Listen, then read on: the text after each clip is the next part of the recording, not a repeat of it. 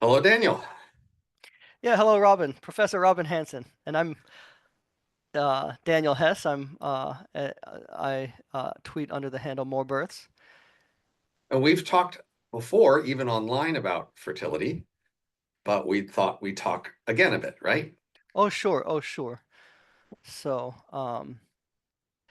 And I guess we want to first sort of do some basics because we agree on some basics and we'll want to review those for audience. And then we have the harder questions that we may disagree about to do after we do the basics here.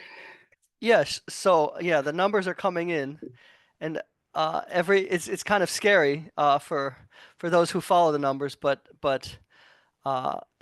things are looking very grim in a lot of places, Well, and so fertility is falling fast and pretty widely worldwide. And for many people, that's good. Many people see that as good or not very bad. So I mean, almost everybody agrees that there'll be some problems handling Social Security and retirement in a, you know, declining population. More people will be old, so things that you need young people to do, there'll be fewer of those.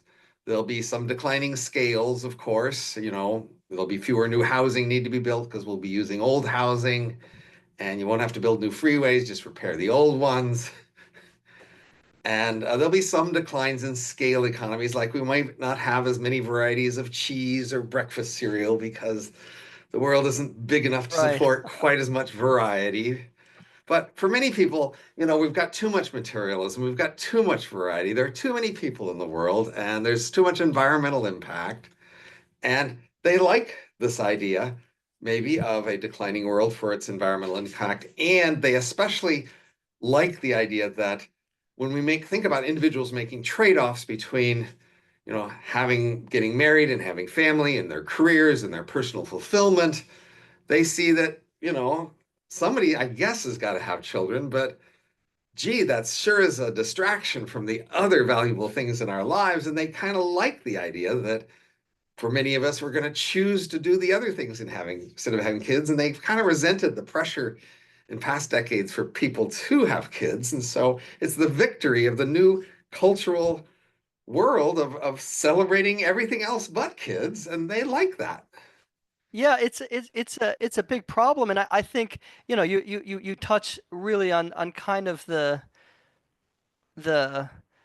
kind of a part of the meat of the matter, which is that people think somehow that in a world of declining population, we'll have all the good things, the prosperity, the innovation, all the futuristic everything that we like, and it'll just be a little less Well, crowded. many of them aren't that into futuristic innovation, honestly.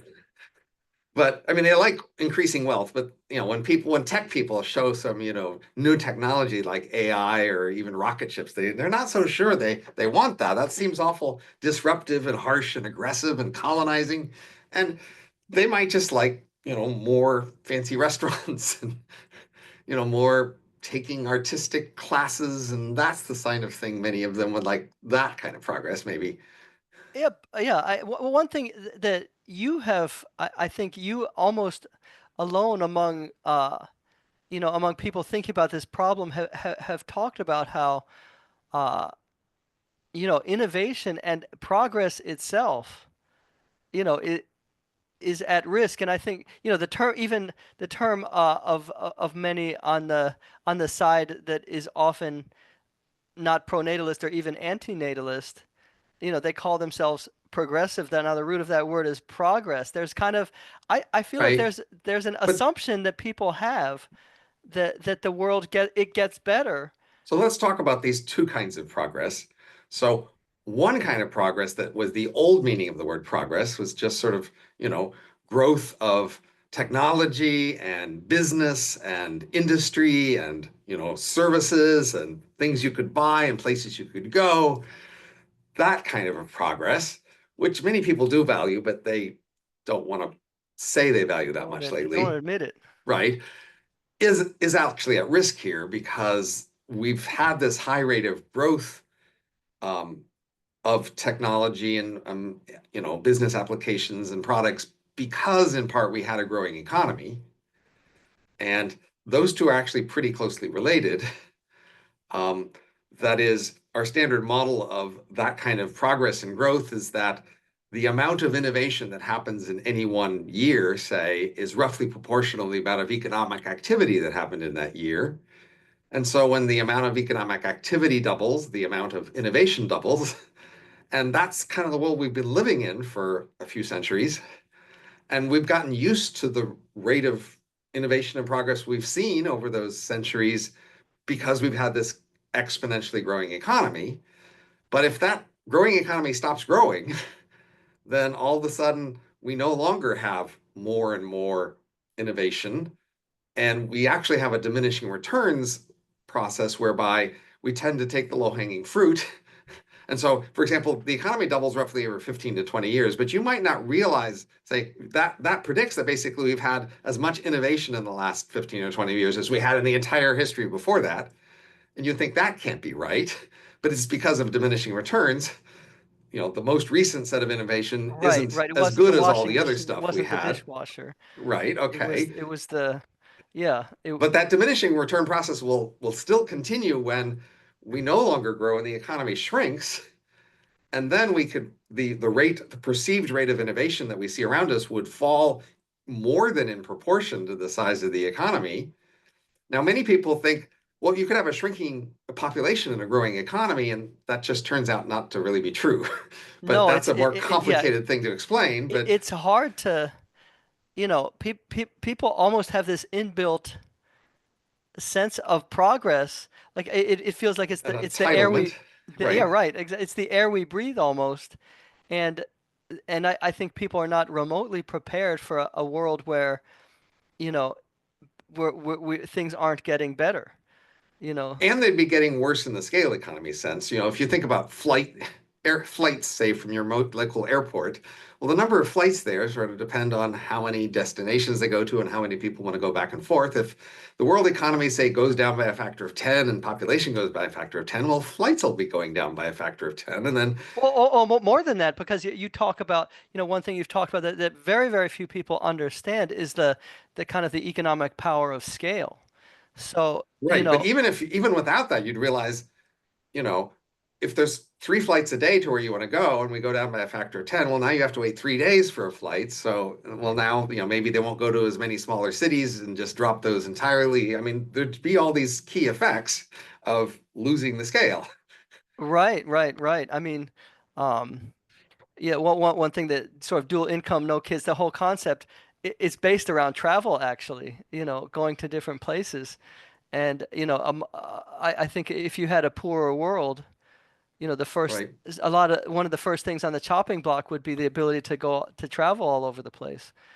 You Right know. now, but many people in their sort of personal ideology, they think we have too much materialism and they think it would be good if we had fewer plane fights and things like that. And in the abstract, that sounds like an okay idea to them. But there's this other concept of progress, of progressivism, which is about sort of the rapid rates of value changes and, justice initiatives and things like that.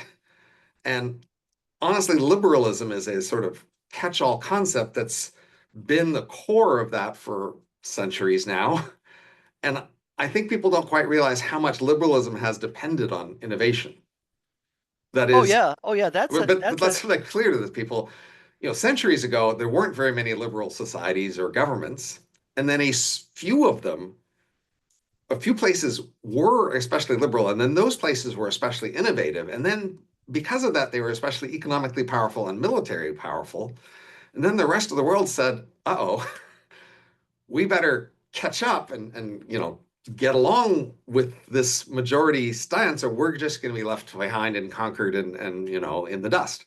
And so much of the world became more liberal in order to keep up or try to at least emulate the richest, most liberal societies in the world. And now the world at least does try to, on the surface, all pretend like they want to be liberal. right. So yeah, that's a maybe even a deeper point, which is that kind of the liberal values that we almost all of us, even politically conservative people hold, broadly liberal values. Certainly in America, I have 4 daughters. I want them, you know, to get great educations, but they want that for themselves, and they don't. My eldest is looking at colleges. She has all sorts of aspirations, and I want her to do great things. So this is these things uh, are universal. But if we have a world of that's something that you've talked about that is kind of at risk. I mean, we look at the sort of the countries and cultures that are maintaining high birth rates. You got a country like Afghanistan, for example, not a very liberal country. You know, Right. you know, But so many places, even like Afghanistan, have at least given lip service to trying to be more liberal, having elections, maybe, due process of law, maybe, competitive markets for key services. They all give lip service to that because that has been the dominant world values, and it has been looking like the winners do that. And so if you don't want to be a loser, you need to do a fair bit of that. But when innovation goes away, that threat will just go away too. Most, leaders and elites who run societies around the world will realize they don't need to be innovative anymore to keep their place, and therefore they don't need to be liberal anymore. They don't need democracy or due process or competitive markets because they could just hold their status quo and that would work.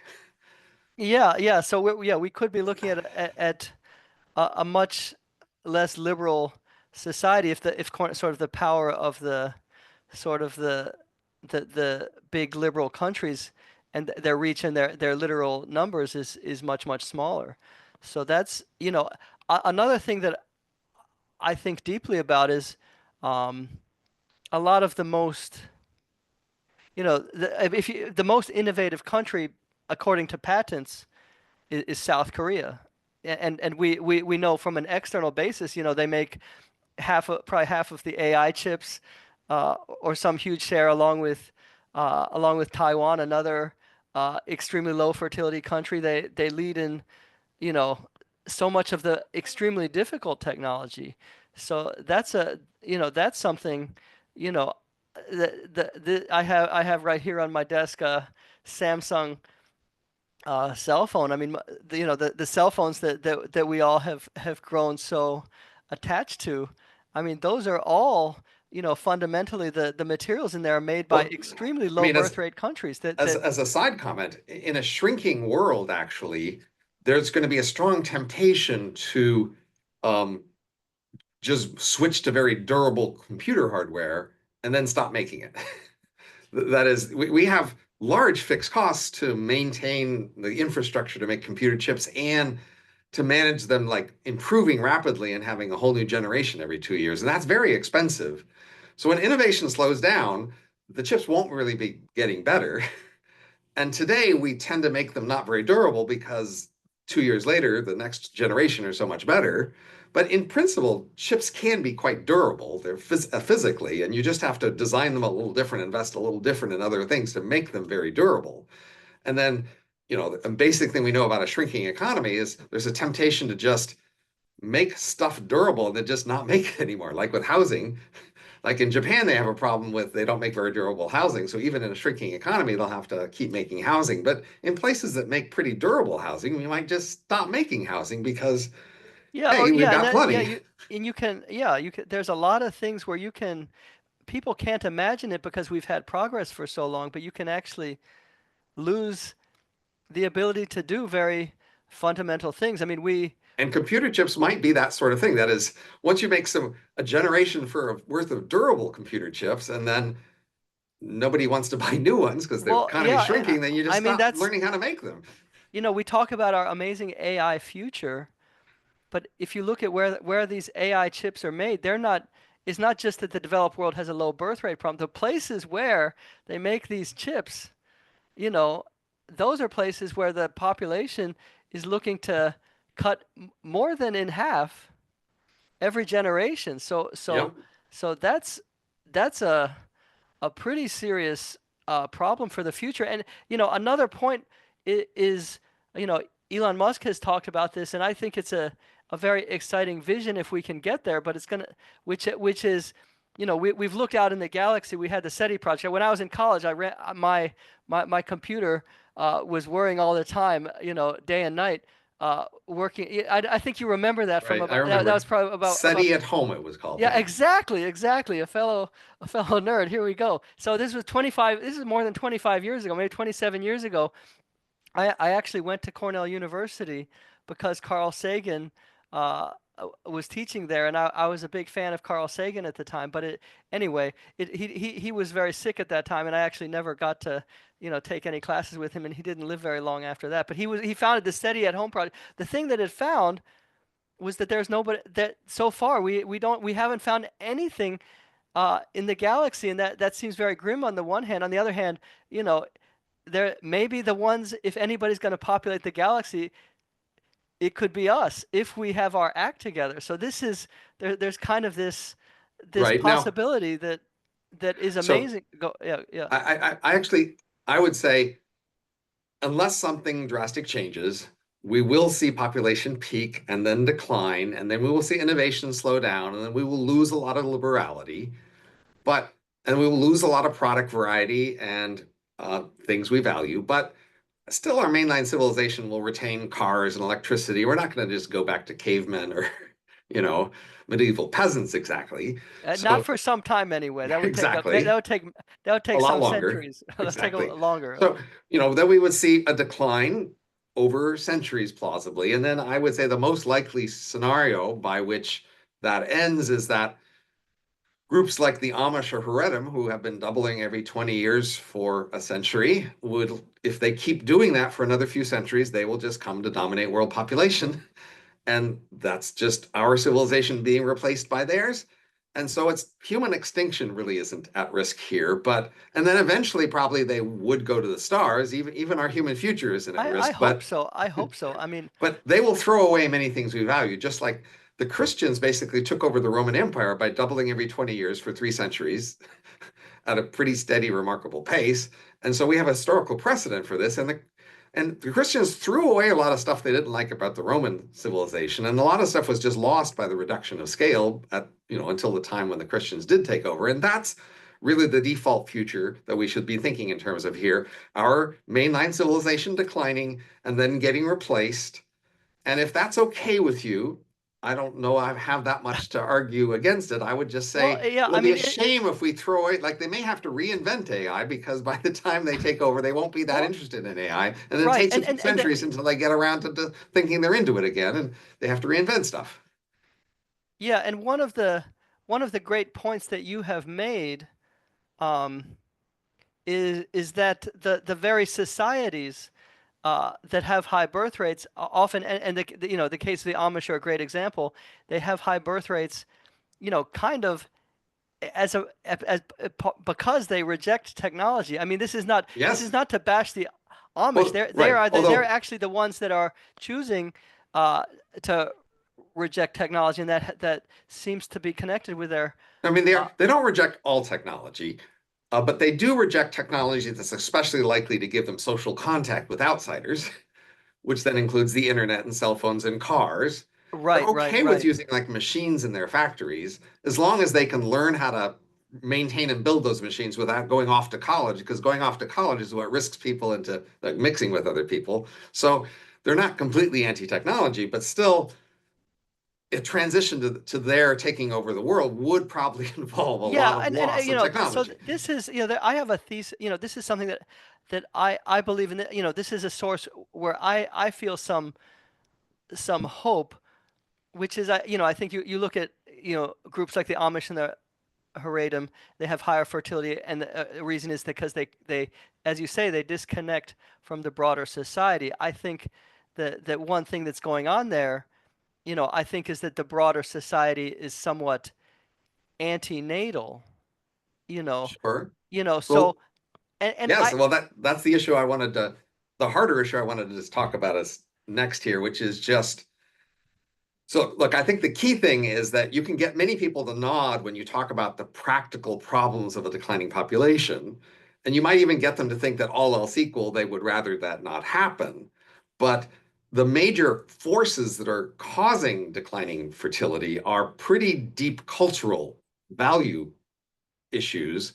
And once people see that that's the kind of issue at stake here, many, even most, say, look, it's just more important that we stay true to our deep cultural values than that we have a declining or rising population. Well, That's just really important to them. I do think that the force of this issue is so powerful that we can't escape it. In other words, we're going to have to, it's not good enough for recently the Prime Minister of the UK, Keir Starmer, somebody asked him, what are you going to do about uh, the declining birth rates in the UK? He laughed and he said, it's not my place to tell women how many children, and Right, exactly. yeah, that was a flippant answer, and there was some laughter in But the it's connected to the deep framing people have. Yes, people see the choice here as a fundamental value choice, and they are more willing to sort of embrace the usual celebrated values if that's the conflict. And that, so look, ancient Greece and ancient Rome both actually did decline because of falling fertility. And it just seemed that they were not willing to change their culture in big enough well, ways I to think make that they not probably, happen. yeah, I hear that. No, I know, and I've written about that. At, at the same time, I think, uh, I think, their visibility of the problem had to be orders of magnitude less than our visibility of the problem. So we know that I Rome, think that was pretty clear. yeah, possible, possible. I mean, I'll tell you my hope, you know, and I draw some hope from the fact that, society is not presently pronatal. So, in that framework, we haven't broadly across society recognized the crisis yet. So I think there is that milestone, and there is that hope and that belief that, But Greece and Rome did recognize a crisis, and they just failed to deal with it. So I think they saw it as big, and they did appreciate how much was at stake, and they did not solve it. That doesn't mean we will fail. It just means there is a well, substantial risk. Rome had also a very, very high bar, which is that they had to, the replacement fertility, we think it's 2.1, but it's not always 2.1. Right. The replacement fertility, from what I can gather, and from my research and understanding, and of course this is impossible for any of us to know for sure, but the number I have come across is 6.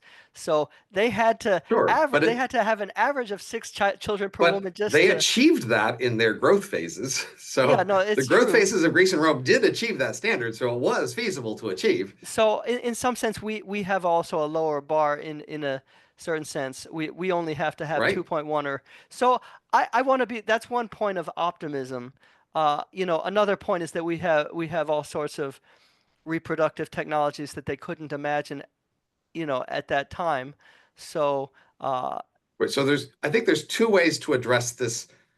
There's this perception I'd claim, which is the key choices that are influencing fertility are sort of deep, fundamental value norm choices, and that there's a substantial conflict. That is the perception. So the two ways to respond to that, I think, are to maybe help people maybe doubt their key values and norms, to wonder just how attached they should be to those. You can do that by helping them see how recent they are and how rapidly they've changed, and maybe how little they understand their justification. The other approach is to maybe show that there are ways that we could have both. That is, there are yeah, feasible ways to raise fertility that don't necessarily have to drastically change these well, other values. I don't think necessarily we have to, you know, that we have to kind of do so much. I think to tell people what values that they have to have. And I think my view, and I've written about this, is kind of, so I call it big tent pronatalism, which is, people need to know about the problem. They need to be mature about it. Intelligent people need to understand we have a low fertility crisis, but within that framework, people, can arrive at that, uh, at solutions at different ways, and hopefully we can have a free, a free open society that can uh, that Well, can allow for a lot of different people to come up with their own solutions. You have a religious freedom. You right, have many, right, yeah. but I think what people fear is that if we succeed at reducing fertility decline, it will be via reversing substantially some of the key cultural trends that are now causing fertility decline, and that they will hate that. Well, They will I mean, hate those reversals of cultural trends. That's, I think, the key fear. well, I don't want us to get too far ahead of ourselves in the sense that, you know, and I have to, check myself also because, it's easy to look at the numbers and say, oh my God, we're doomed.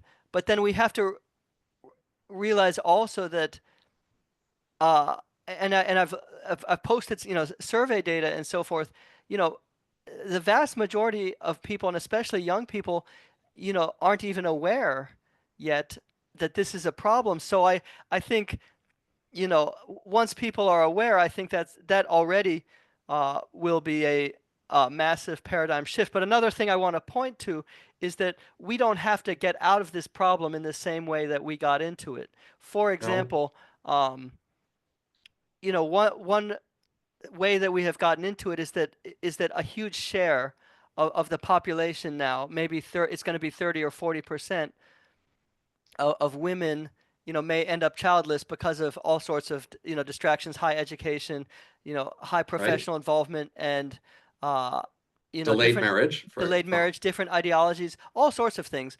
Uh, However, um, one thing that I've seen in societies that have turned pronatal is that they have pronatal in belief is that they have a lot of higher parity births.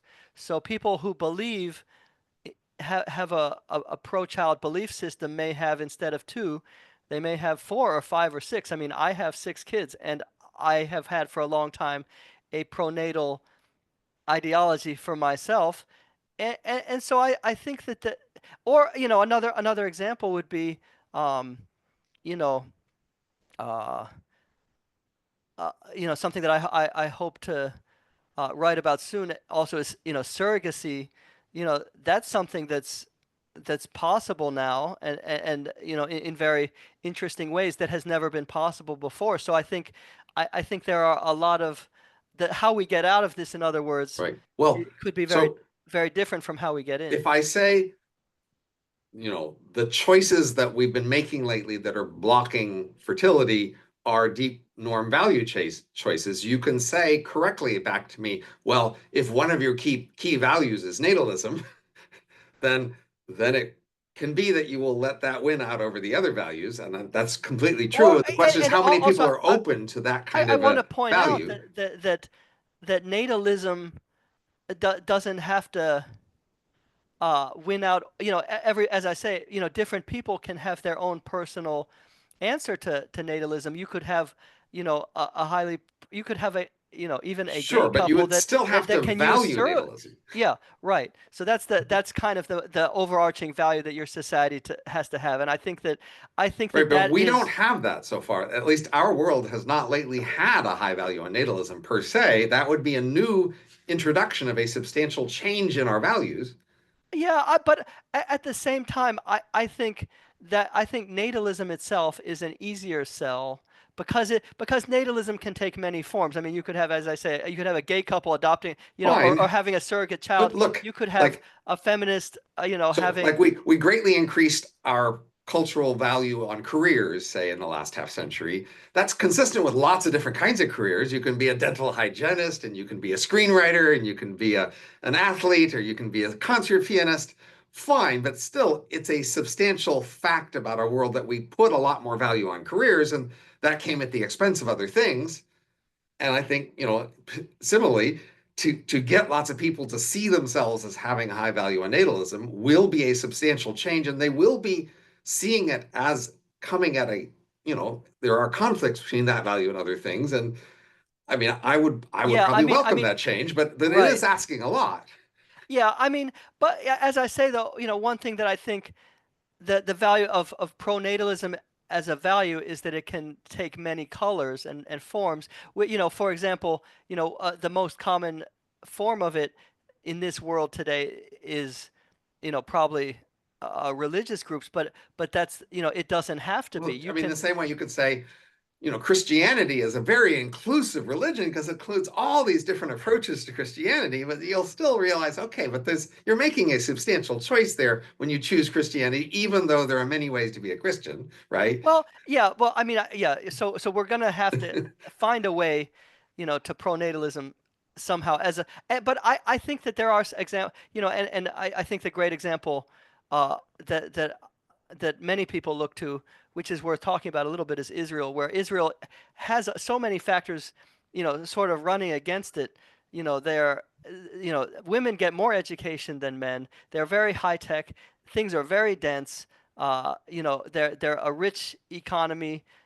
These are all factors that would militate Sure. like toward lower birth rates, but they, Right, you but know, you are picking the exception in the world. well, you there are. know. I'll mention a few others, but to be so we're not just focusing on one. But to finish with Israel, you know, they have a very intense, pronatal belief, and that in their case is able to overcome many things. I'll try.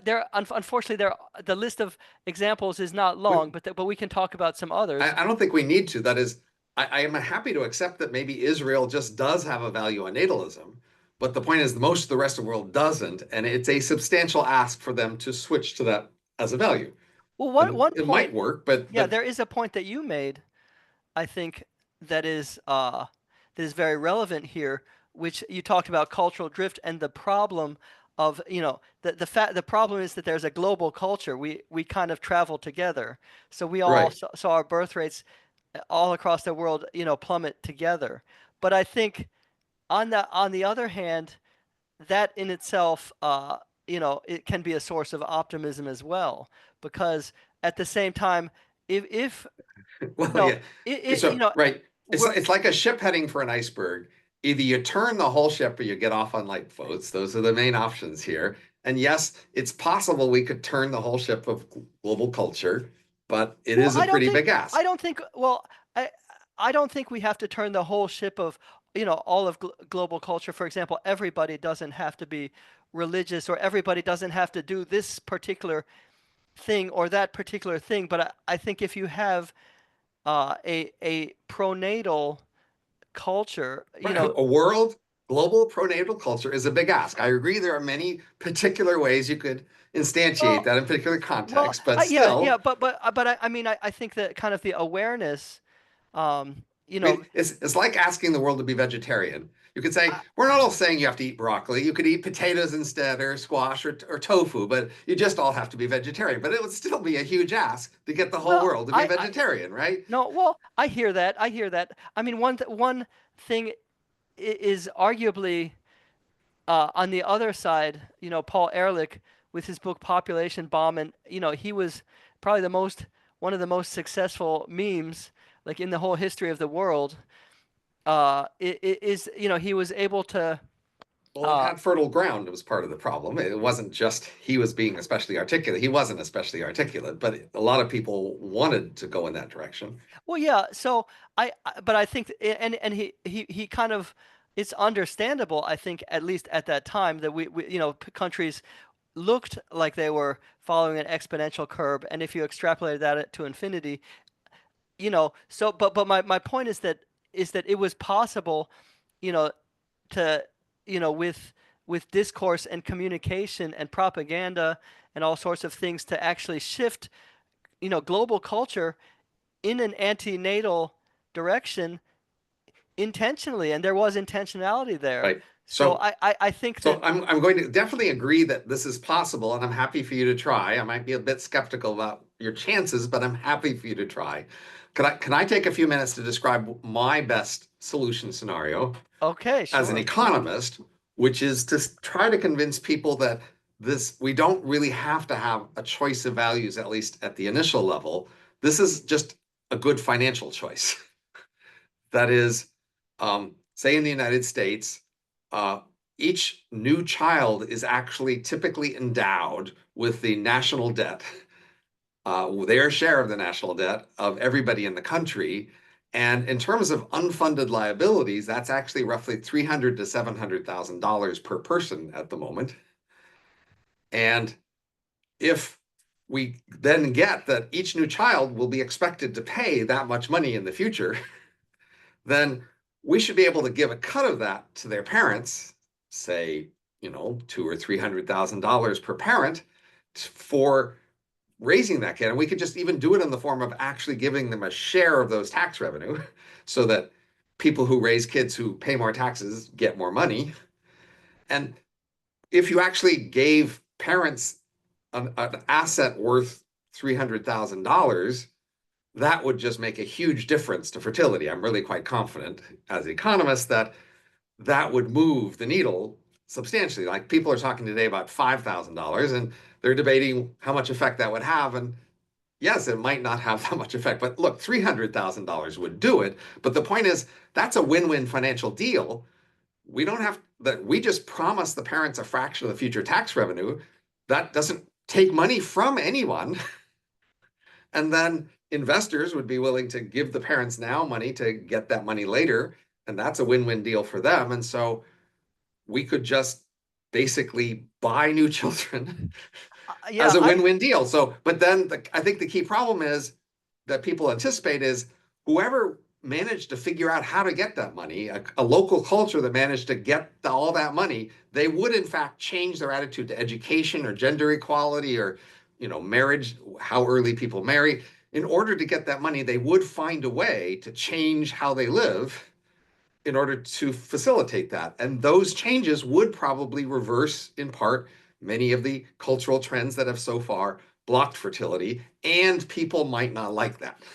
well, yeah, I hear that. I mean, I think that a bigger challenge is, you know, you know, if you're motivating, uh, you know, if there, if shall we say, if the payouts are different for, one person is more will be more productive than somebody else, that's, I think our society would probably uh, recoil at that. Certainly, But you're it, just it giving them the share of the taxes, and you're not deciding who's going to pay more taxes. You're just giving that share to the parents, saying, so that's then, yours. clearly the then we're gonna say, the the child of somebody that's uh you know that's a very uh it would I be kind of mean, the opposite. children today already get more from children who earn more. If you raise a child who earns more money, you as a parent will, in fact, now already get more from that child, Yeah, right? yeah. Anyway, there's a big question of if something such a program is politically viable also, because But it's uh win-win is the key point. It's win-win. Nobody loses. yeah, yeah, I can see that it would look like a regressive tax in the sense that obviously the ones who benefit the most would already be on the, so our society kind of recoils from that. So there's I I mean, we wonder if do in fact allow rich parents to raise richer children at the moment. That is the status quo world you live. I don't know if you've noticed that, yeah, in it's true. fact, It's true. richer We'll parents are allowed to invest more in their children and put them in better neighborhoods and send them to better colleges and introduce them to their better friends. I mean, that's the world we live in now.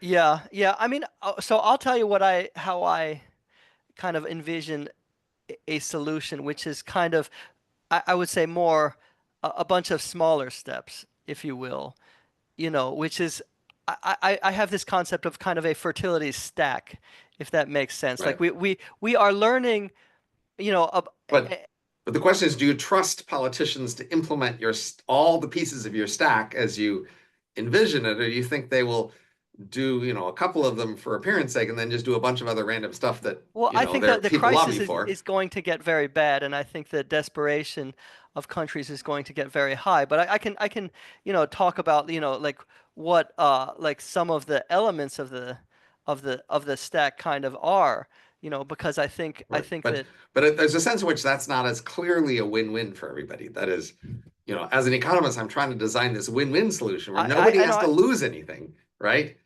But if I you say we're going to subsidize housing and the rural housing or something, so people are going to say, "But I have urban housing. You're taking from me to give to those people," and people will object to each element of your stack because they see them as losing, right. right? Yeah, That's politics, right? People will object when they see each policy doesn't benefit them or doesn't align with the groups they identify with. Yeah, yeah. So I do, take that that concept. I mean, one thing I do, just to talk about the sort of the this financial model, I do think that it runs headfirst again, kind of against the sort of zeitgeist of the age, which is, uh, Right? We don't do win-win stuff in our zeitgeist. There yeah, was a way we could all benefit. We go, no, we don't want that. That's not, what we feel like. So yeah, we don't well, do win-win stuff in our world, so it is possible. right? I don't, and I think all of us, myself included, have to kind of be humble to say that this is not a this is not a solved problem. It's solved in our minds, but in terms of like in the world of practice, there we can't say, I think what will work the most. So we have to, I think every like in this space people have to Well, there. well, if nations were just competing to see who could do best on this, that would be also be a huge advantage. And we wouldn't that much care about which things they tried because we just know somebody will try something that works and then the others will copy and then we all do the great, then it all goes well. If only they would compete along this axis, but they're Yeah, not I mean, yet competing here. I also think that there's uh what we're kind of thinking into the future, but we also have to kind of keep in mind that where things are is still, very early days in terms of awareness, and I think there's a whole lot of, in my opinion, very low-hanging fruit. And now I want to go through some of the very low-hanging fruit. The most low-hanging fruit is sort of pronatal or antenatal belief. I mean, we have, Paul Ehrlich has one of his child projects was the But um but you what don't have an easy lever to move that with. I mean, if I mean, how do you don't know how to make people have more pronatal beliefs, right? I mean, I think in some sense, I think, and I've looked at polls in just like the last 2 years, there has been a major shift. but You that know, wasn't because of you or anybody no, no, no. who I mean, did anything, well, right? I, The I would world say, changes. That doesn't mean you have leverage over the world, well, no, but I would say, people talking about it, and a great example is Elon Musk has been, uh, talking about how we face a crisis of right? But demographic is collapse. he causing this or is he responding to it? I mean, people like Elon Musk are, or even, our Well, politicians are very responsive to what they see as changes in the well, world opinion. I think that a lot of people, for the first time, in just the last 1 or 2 years, have become aware, for the first time in their lives, that there is a demographic problem of too few births. Like that is a new understanding that I think is just dawning on people. So I think there's a whole lot of, I was just looking who I'm trying to think who I was. Um, anyway, I was talking to a gentleman in the UK very recently. Actually, just earlier this morning, actually, he was, looking at the sort of frequency on Wikipedia of population decline. There's an article on population decline, and there's an article on population growth, and these two lines in about the last 5 years, you can see the frequency of people visiting those articles, and those are just sort of just beginning to start to cross. So I think I on an optimistic one optimistic point is that awareness is growing. So I think anyway, I want to go through a sort of a list a little bit, just get through a couple of the more low hanging fruit. But I do think that awareness is possible, and that it's, we have the problem of being kind of forward thinkers and way ahead of the curve. But I think, sort of bringing the public along is a process that has Well, been. I mean, awareness has to be matched with a sort of valence. That is, so up until a while, recently, say 10 years ago, this wasn't really ideologically coded as a topic. People from a wide range of backgrounds and elite alliances were pointing at the problem and discussing it. But in the last few years, as you've noticed, that it's become more left-right coded. That is, And that, for example, you mentioned before we started recording that, Vance has come out specifically saying that there's a problem, and Musk, but they are right Well, coded in our world today. And well, so people I on the was left are writing gratified lots of op-eds about how this is so terrible. Uh, and yeah. So just so an I mean, article came out obviously, today about how terrible the fascist, racist, people worried about natalism are. yeah, I saw that. No, it's on. So I do think, but I was heartened in the vice presidential debate. I think both sides seem to be they have different solutions, but you talk about childcare and family leave and stuff. It seems that both sides are aware now, and that in itself is a tremendous piece of progress there. So I want to kind of you know put that out there, and I think it will be the case will make itself in some sense that 10 years from now, you're just going to be, uninformed So and ignorant if you. in 1905, the sitting US president said that the biggest issue in the country at the time was that Catholics were outbreeding the Protestants. So yeah, So that it was very available and vivid as an issue. Obviously, if the sitting president says it's the biggest issue in the country, it gets a lot of attention. And a lot of people were motivated to do something about that, and they did not. They failed, as we know. And well, we've just forgotten about the issue. It's just no longer of interest to us. yeah, I mean, I think that you know, one thing that if we are to solve this, and I do want to be optimistic that there is a way forward, is you know, the number of hindrances to fertility, a lot of which are very fun, as you know, like from travel to, to studying, you know, 10 different subjects, uh, you know, over 15 years in college, as there are some people that do, uh, and so forth. There are many distractions, so I think we're going to have to be more pronatal than we have been in the past. But I think you know, there are, green shoots, if you will. Um, one example that I posted recently about, and actually Elon Musk actually retweeted my thread about this. Maybe you saw it, but it was about Mongolia, how, they, they're celebrating mothers. They are actually making their society pronatal, and they went from below, their fertility went from about 1 point, it was below replacement, I think, uh, 20 years ago, and it went up to around 3. I think maybe it's dipped a little bit, but it's still well above replacement today. And so I think, there is reason to believe that this is certainly possible. This is I can't say that we will do it, but I think there is enough reason to believe that this can happen. So that it is possible for a society to celebrate motherhood, to celebrate having children, But yeah. that's actually maybe a more interesting case than Israel. I think if we ask, why is Israel so different? And I think we have the obvious explanation that they feel embattled. They have a sense of an outside threat that is uniquely against them, that's not against the rest of the world, and that they need to respond uniquely to, and that they are intending to respond to that strong local threat with a lot of sort of allegiance and community determination, and that fertility is part of that for them in a way that, say, Germany or Japan, et cetera, doesn't feel at the moment. They don't feel very embattled and threatened, and so they don't create this sense of we need to do this. Um, Mongolia might be more interesting because they are not particularly embattled. So then, but they're also a lot poorer, I guess, than Israel is.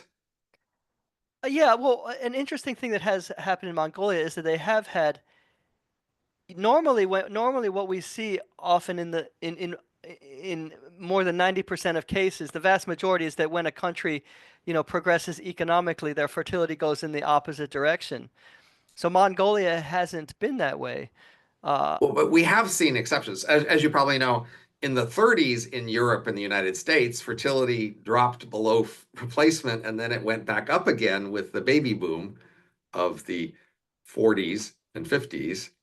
Um, And that plausibly seems a response to the world wars, but also many, I guess people say, in the US, there's some data suggesting it was a lot of cheap rural housing helped with Well, fertility there. I do think that the invention of the suburbs was a wonderful thing for fertility. There were two.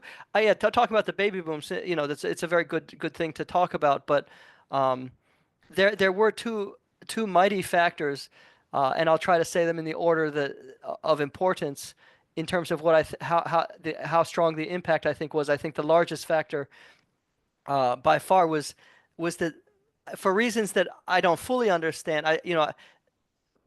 But the average age of marriage, went from like 25 or 26 all the way down for women in the United States. The average age of marriage was 20. And now that's the average. So that means that everybody Right? that married at the old age of 22, there was somebody else that was marrying at 18. For Yeah, everybody that right, was marrying at the very ancient age of 23. But the point is, so you had this, the one trend was early marriage, and early marriage is actually a massive factor because women just have a much larger window, and fertility is very high in the 20s. right, Actually, people think that fertility actually drops off, right. But 37, 50. do we understand this change and in a way that we could replicate it? Um, Uh, I mean, one thing that just first of all, it's just talking about it. If people are aware, and so this is another piece of low-hanging fruit that I try to talk about, which is that if people are aware, and I think XY Worldwide. I don't know if you follow that, but Stephen uh, Shaw and Katalin Novak. Katalin Novak is the former president of Hungary, not the prime minister, but the president, and so they have just started this organization XY Worldwide, and that what they're focused on is one of the things they're focused on is education and the very high odds that people, because they dilly-dally and take too long, are going to end up childless when they wanted children. So I think that is that little bit of awareness, because you have but one. do you really think that the baby boom was caused by people in the 30s doing advocacy and educational awareness? No, as I say, I don't believe that the way we solve this, that how we get out of this may not, it may not be exactly the same way that we get in, but I do I do think that the simple awareness for men and women that you have a very high risk of childlessness. Most young men and women are having a wonderful time all throughout their 20s with nary a thought to marriage. Maybe marriage Right? is Well, and just merely realizing that you're with somebody that you love, you get along very well, just maybe you ought to kind of lock this down and just by being aware that your odds of childlessness are very high. That bit of information alone, that bit of awareness alone, could dramatically change people's. Anyway, that's not proven, but I really do believe that the level of ignorance, and Lyman Stone did a study. He took some data on this. Asking people. He's a survey king, and we owe right. everybody in the pronatal movement owes a great deal to Lyman Stone, because he's done so many surveys and crunched so much data. But one of the things one of the questions was what asking people what they know about fertility, when they think fertility drops off, and so forth, and just the awareness of that incredibly basic fact uh, was incredibly low. People think that the late things start to peter off in the late 30s. Actually, fertility is already dropping all throughout I the mean, 20s. it's definitely true that there are a lot of things about life and fertility and careers and life, the whole life cycle that young people don't know. This has been true, unfortunately, for almost all of human history.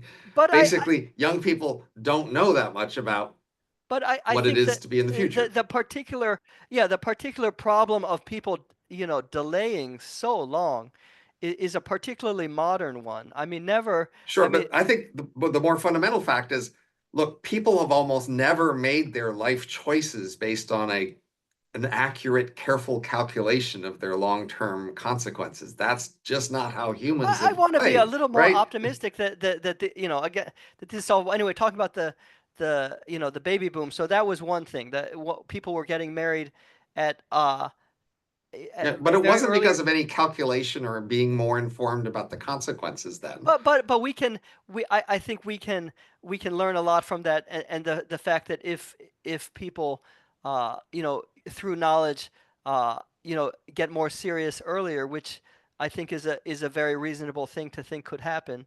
um, then I think you can, and again, you don't have to get you don't have to get the average marriage age Right. down to 20, but I mean in a lot of European countries the average marriage age is like 36 or 37 or something. I mean, Right. you just get that right. You just get that from 37 to like 28 or something, and you have changed the whole trajectory. And the other thing, I was mentioning 2 points. The other thing that was, as I was saying, a big causal factor of the baby boom seems to be like the explosion of suburbs. And my parents Right. live in a suburban house that was built at the very beginning of the baby boom. I live in a suburban house that was built near the end of Right. it, but But so we've got three major categories of influence here that we can think about. I described a financial channel. We just made different financial arrangements so we'd have different financial incentives to change things.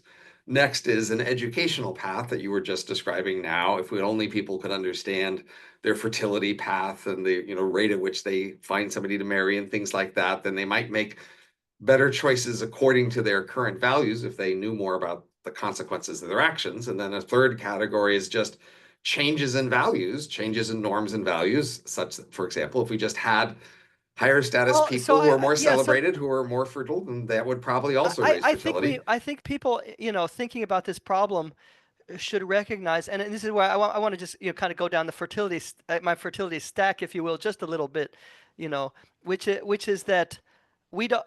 There's actually probably multiple ways to get out of this. For example, But pronatal people will belief. have to want to. Yeah, okay. So That, pronatal belief is the first. Is the as I say, that's kind of a big one. That's the biggest one, in my opinion.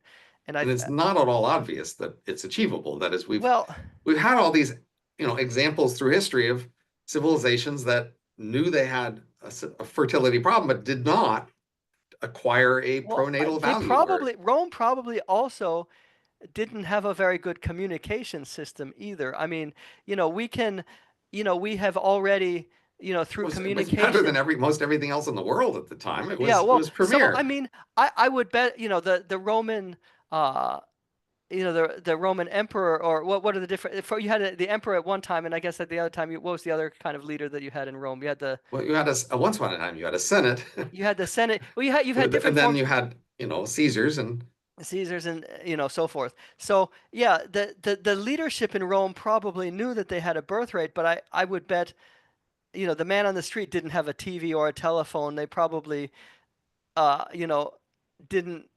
the common people probably but I did not mean, know. the Emperor Augustus, like roughly 100 AD or something like that, he saw a big problem and he initiated a bunch of pretty draconian policies. And I'm pretty sure that the elites at the time were well aware of the problem he was trying to address and why he was doing it. It wouldn't have escaped attention, but it just failed. Even, Well, yeah, our data is thin. We know that in the law in the end they did not succeed. I agree. I mean, but we have to we have to try harder, and we do have a lot of tools that they didn't have. We you know right, we but can. if you say fundamentally we need to change our values about natalism, i.e., to value natalism, Yeah, then I if think we value that, then with more facts about how to, change our actions to achieve it, we might well achieve it. But if we aren't actually valuing it highly, we yeah, won't necessarily again, as I want to choose to achieve it, emphasize, right? even though this crisis is very, very serious and very far along, there's a recognition problem because many countries that have very low birth rates are very close to their all-time high of overall population because Sure, so there's a people. momentum Yeah, right. from, So that makes it that makes it quite a lot harder to understand. But I think, I think that what we are seeing in the data is something that people in their everyday lives aren't seeing yet, but they will.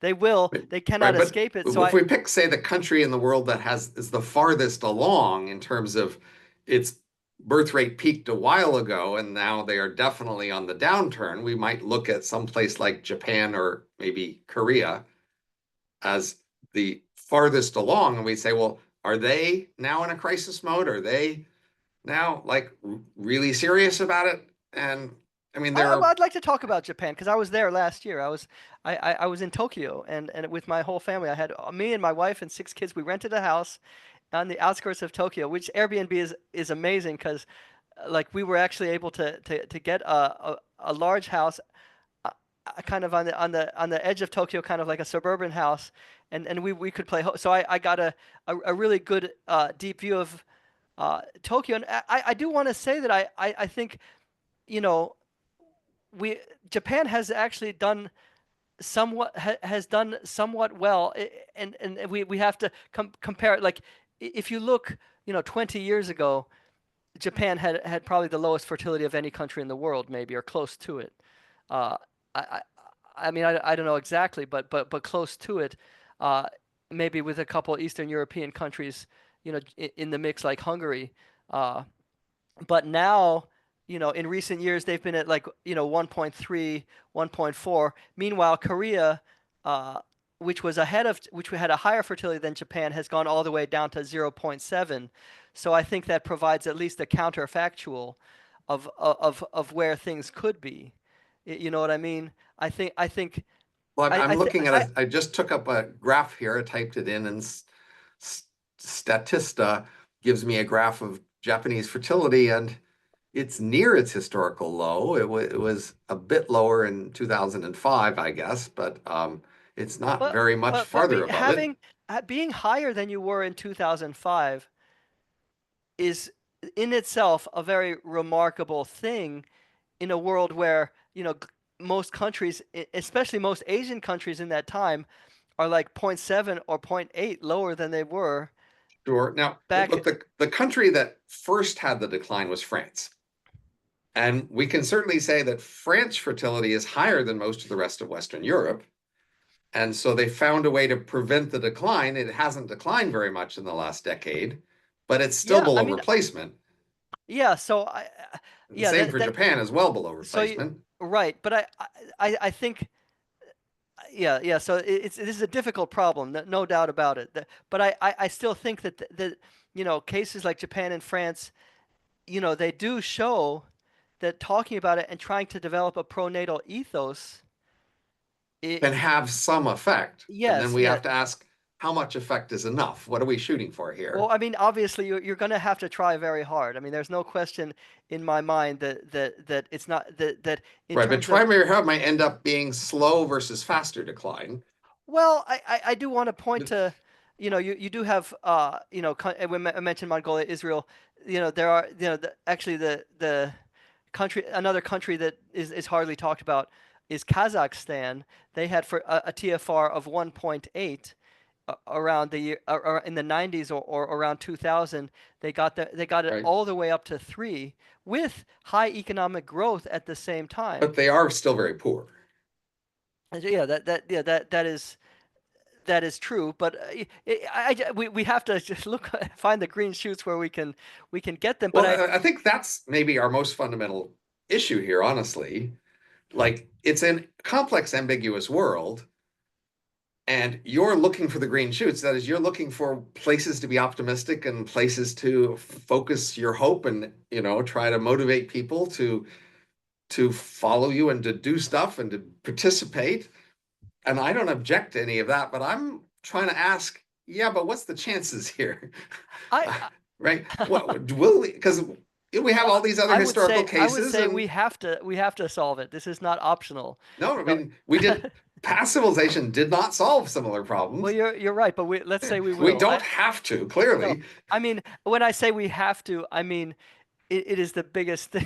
It is the most important. Very few, most people don't realize Right? it, but they will. That this I mean, is. I would certainly say it's what will determine whether our civilization ends in a few centuries and is replaced by others, or whether it goes on to much greater heights.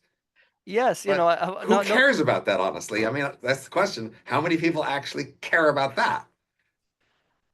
yeah, no, it is a good question, and we don't know. We're gonna find out. But one thing I want to talk about, one thing I want to emphasize with pronatalism, if you have a strong pronatal culture, everybody doesn't need to buy into it. In Not other words, everybody, but a yeah, yeah, substantial fraction. but and that's one thing that I have found with pronatal cultures. Uh, Israel is a great example. Kazakhstan is a great example. Even Japan, shows this somewhat where, um, But the fraction of childlessness, remains very high, but even Victorian England had a substantial fraction of old maids, right? yeah, 10 but or I 15%, love right? yeah.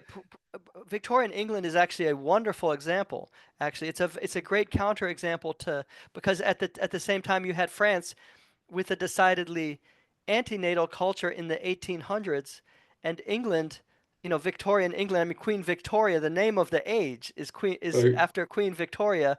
Now she had how much? She had nine, right?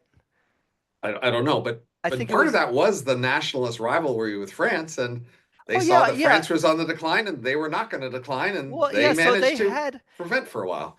they like I have no doubt in my mind that when Queen Victoria was having children, like she wasn't doing it because it was fun, or she was on a mission to help lead her country in pronatalism, and she was very successful. And England in the 1800s, I mean, we all speak English all over the world, and it looks like English is going to win in the entire world.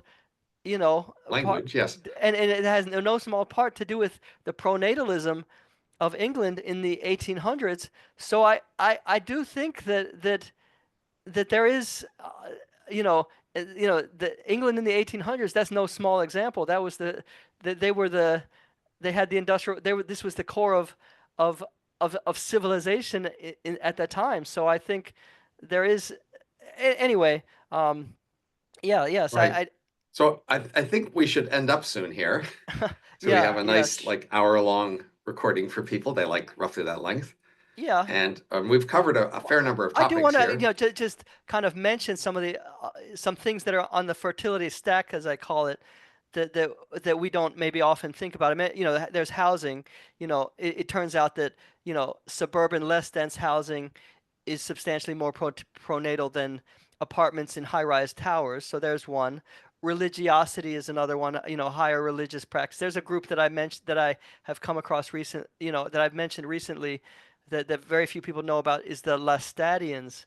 The Lastadian Lutherans in Scandinavia have a fertility of like 4, 5, 6. They're almost like the Amish, but they also have a different characteristic, which is that they're highly integrated with uh, with society. And a recent president of Finland was Lestadian. So you can have a highly religious group that's very pronatal, that is also like deeply integrated economically and is successful in the so you it is not necessary. So that there anyway. I talk about religiosity. Another one that people hardly talk about is C-sections. Actually, here's an example that's it's such low-hanging fruit.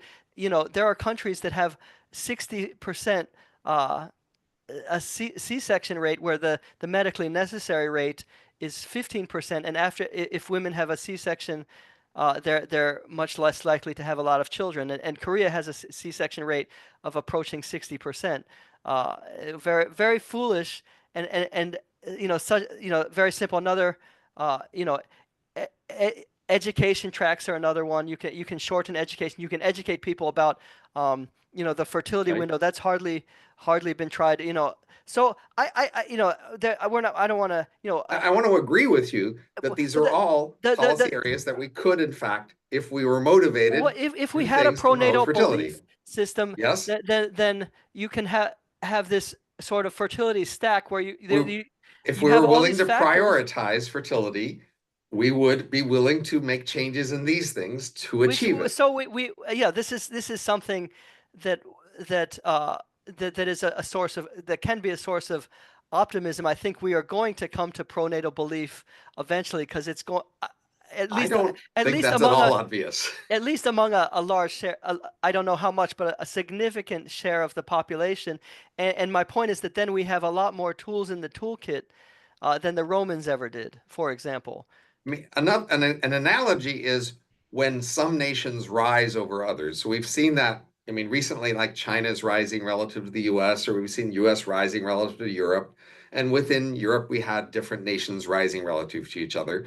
So often a nation has a set of economic policies, et cetera. And then there's a rival nation, and that rival nation rises. And there's a historical, case where people often start a war with the rising nation before it gets too big. But when this rising nation, definitely shows that their economic strategy is beating them, the defeated places don't switch and adopt all the economic policies of the rising nation. That just doesn't usually happen. So, like Europe did not decide to adopt all the American policies when America was beating them. We're not adopting all the Chinese policies now that Chinese growing much faster. China's growing much faster. There's just this history where nations see a rivalry and then they see they're losing and they double down and they say, well, we didn't want to win anyway. And Well, that could happen with fertility. People will say, we didn't want to be there is big. another, the example which we were kind of dancing around, which is also, France. As we know, they had the lowest fertility in the entire world for most of the 1800s, Right? And and they did not decide to change that and reform it. well, They I would argue that they kind of, you know, did, they did they change did a some lot, modest reforms, but which is after World War II, for most of the time since World War II, which is a stretch of about 80 years, so that's a pretty good chunk of time, France has had close to the highest fertility in Europe after having had the lowest fertility in the world, for the previous, say 140 years. So I think that but it's and, still below replacement. yeah, it is still below replacement. That is true. But I think that they had, just having even modest pronatalism, I think in France has been remarkably better than the rest of its neighbors. So I think there is a source of optimism that Right, but if people accept better as optimism when it's failing with respect to, the objective standard of replacement, I think that's also a problem. I think many places will accept winning by well, I being don't growing slow, falling slower. I yeah, no, I don't disagree. There are going to be countries that are not going to make it, that are going to have catastrophic outcomes. Hopefully, we're not one of them, and hopefully there are a lot of winners as well. But this is anyway a very Well, exciting thank topic. you, And Daniel, for talking with me about this. yes, And we very will cool, very post cool. this, and probably you and I will talk about this again. Absolutely, absolutely wonderful. Thank you, Robin Hanson. All right.